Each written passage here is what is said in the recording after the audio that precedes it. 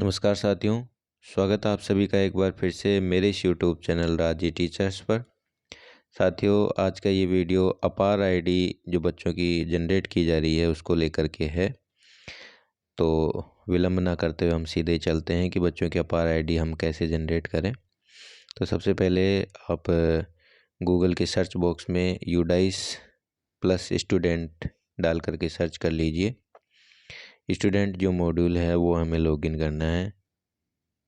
यहाँ पे नीचे की तरफ जैसे आएंगे सेलेक्ट स्टेट टू लॉगिन, तो इसका हमें चुनाव कर लेना है जो हमारा स्टेट है, और यहाँ पे गो पर क्लिक कर देना है। यहाँ पे यूज़र आईडी और पासवर्ड आपसे मांगेगा। जो आपके विद्यालय का यूडाइस का यूज़र आईडी और पासवर्ड है वो आपको यहाँ पे डाल देनी है और डाल करके लॉगिन कर लेना है। मैंने लॉगिन आईडी, पासवर्ड और कैप्चा डाल करके अपने विद्यालय को लॉगिन कर लिया है। अब आप यहाँ पर देख पा रहे होंगे करंट एकेडमिक ईयर है 24-25 का। हमें इस पर क्लिक करना है। यहाँ पे कुछ निर्देश होंगे। अब आप इधर से देख सकते हैं हमारी बाईं तरफ स्कूल डैशबोर्ड आ रहा है, स्कूल प्रोफाइल है, स्कूल आगे ये टैब हैं। तो ये सारे टैब एक बार हम देख लेंगे। यहाँ पे एक नया टैब आपको यहाँ पे दिखाई दे रहे हैं। एक नहीं, दो टैब हैं। एक नया टैब ये जारी हुआ है स्टूडेंट नेम अपडेट का। यहाँ से आप स्टूडेंट का नाम अपडेट कर सकते हैं। और अपार मॉड्यूल, आपको यहाँ पे अपार मॉड्यूल दिखाई दे रहा है। तो अपार मॉड्यूल में जाने से पहले मैं आपको बता दूं कि हमें सबसे पहले कौन से काम कर लेने चाहिए बच्चों की अपार आईडी जनरेट करने से पहले। तो सबसे पहले आपको डैशबोर्ड पे जाना है, स्कूल डैशबोर्ड पे आपके विद्यालय की जितनी भी कक्षाएं हैं वो आपको यहाँ पे शो हो रही होंगी। तो मैं यहाँ एक और कॉलम की बात करता हूँ। पहली कक्षा यूडाइस पर जो है भरी नहीं गई है। यहाँ पे स्टूडेंट हमें मैनुअली ऐड करने पड़ेंगे। ऐड स्टूडेंट से जैसे मैंने अभी एक तो कर रखा है, लेकिन पहली कक्षा में और भी जो स्टूडेंट है, क्योंकि पिछले सत्र में जो पहली कक्षा थी वो सेकंड क्लास में आ गई है, तो इस कारण से अब यहाँ पे हमें ऐड करने पड़ेंगे। तो ऐड स्टूडेंट का यहाँ पे आपको बटन दिखाई दे रहा है। तो इसके माध्यम से हम क्या कर सकते हैं, नए स्टूडेंट यहाँ पे ऐड कर सकते हैं। आज का वीडियो इस संबंध में नहीं है, तो हम सीधे अपार से जुड़ी बातें ही करेंगे। यहाँ पे मैं आपको बता दूं कि हमें क्या करना है। सबसे पहले बच्चों की प्रोफाइल अपडेट करनी है। जब तक बच्चों की हम प्रोफाइल अपडेट नहीं करेंगे अपार आईडी जनरेट नहीं हो सकती। मैं आपको दिखा देता हूँ। तीसरी कक्षा तक मैंने जो है अपडेट कर रखी है।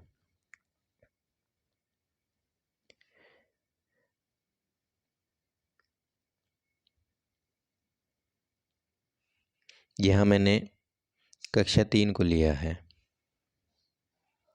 क्लास 3 है।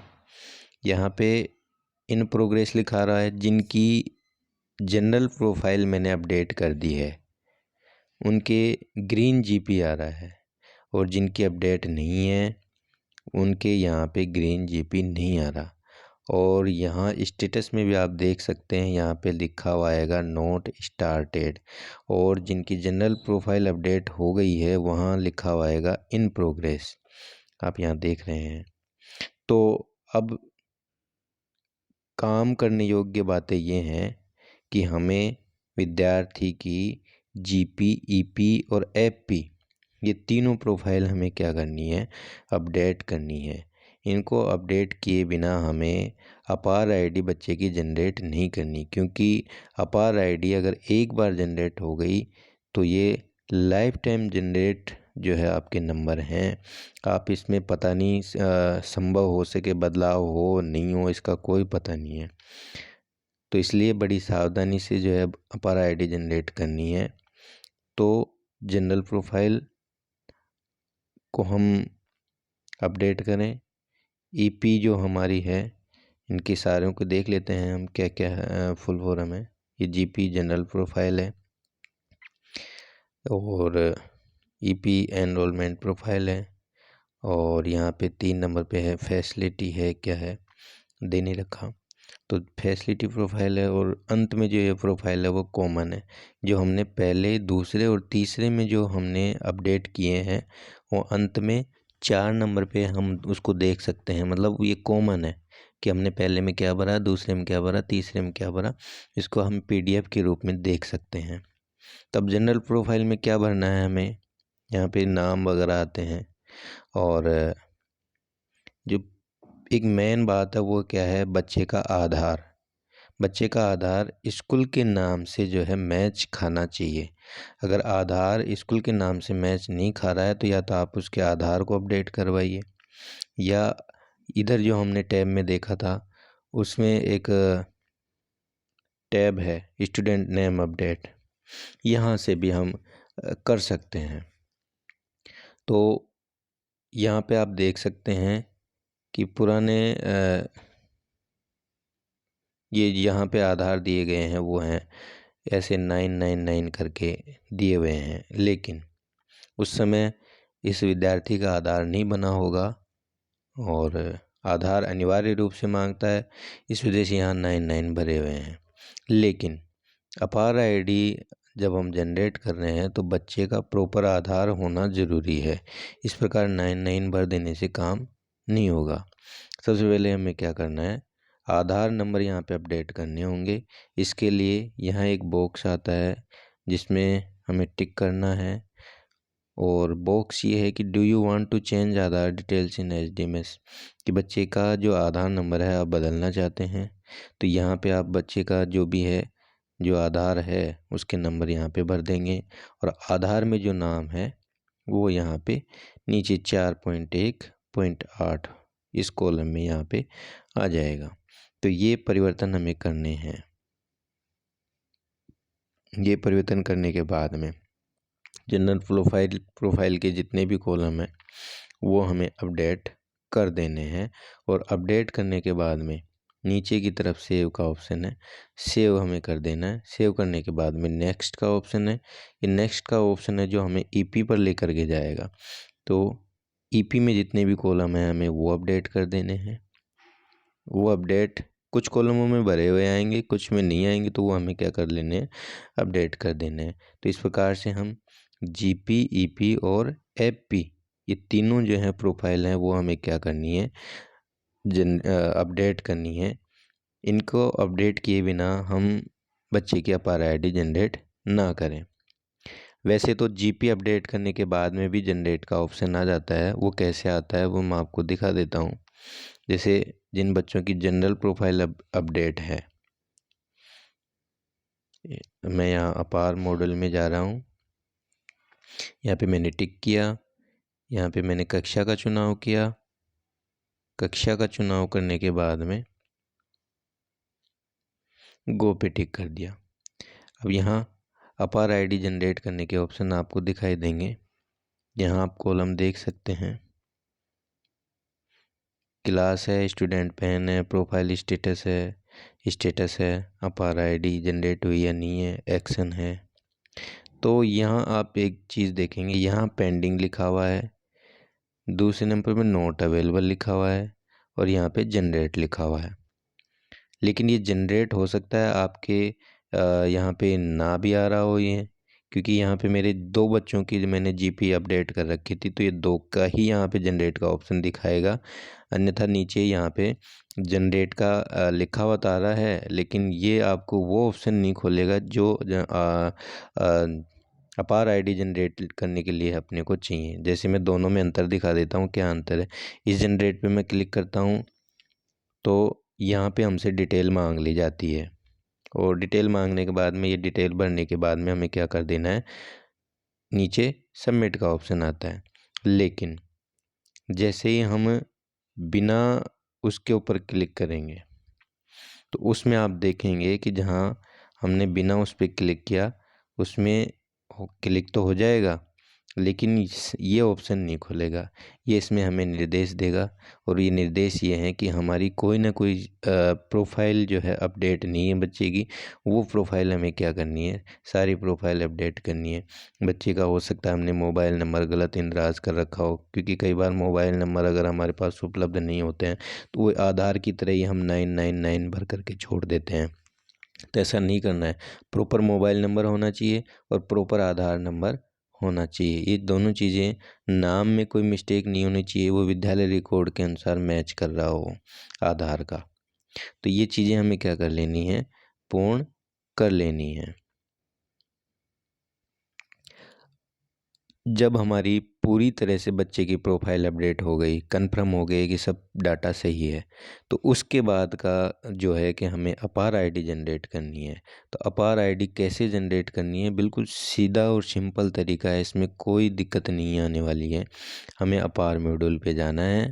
अपार मॉड्यूल पे जाने के बाद में जिन बच्चों के हमने जी प्रोफाइल अपडेट कर दी है, उनके सामने जनरेट का ऑप्शन आ रहा होगा यहाँ लास्ट में। बस हमें कुछ नहीं करना, जनरेट पे क्लिक करना है। जनरेट पे क्लिक करने के बाद में हमसे यहाँ पे कुछ वो डाटा मांग रहा है। यहाँ भी कुछ ऑप्शन हमें परिवर्तन के दिए जा रहे हैं।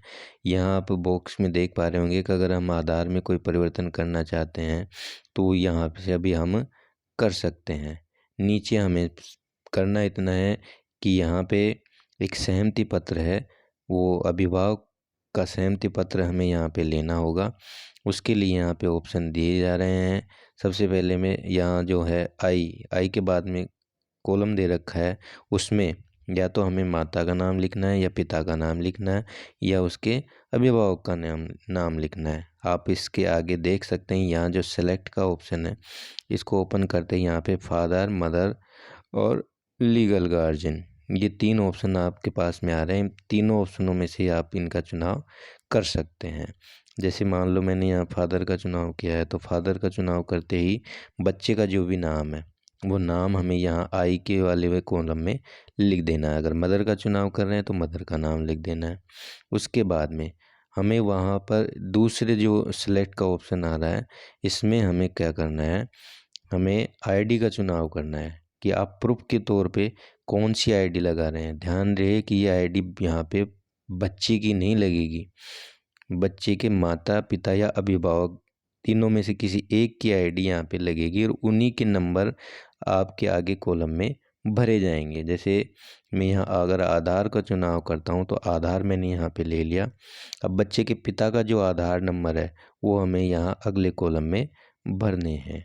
जैसे ये बच्चा है, एक बात मैं और आपको बता दूं, इसमें एक और सुविधा मैं आपको बता रहा हूँ कि यहाँ प्लस का निशान है, इसमें पूरी डिटेल आ जाती है। माता पिता का नाम दिखाई नहीं दे रहा था, लेकिन प्लस दबाते ही उसकी डिटेल आगे ओपन हो जाती है। अब जैसे हम क्या करते हैं, कई बार मोबाइल से टाइप करते हैं तो टाइप होने में गलती होने के आसार रहते हैं, तो हम यहाँ से कट कॉपी पेस्ट भी कर सकते हैं। जैसे हमने पिता का आधार लिया है तो मैंने यहाँ पे इनको कॉपी कर लिया। एक बार आधार से अवश्य मैच कर लें।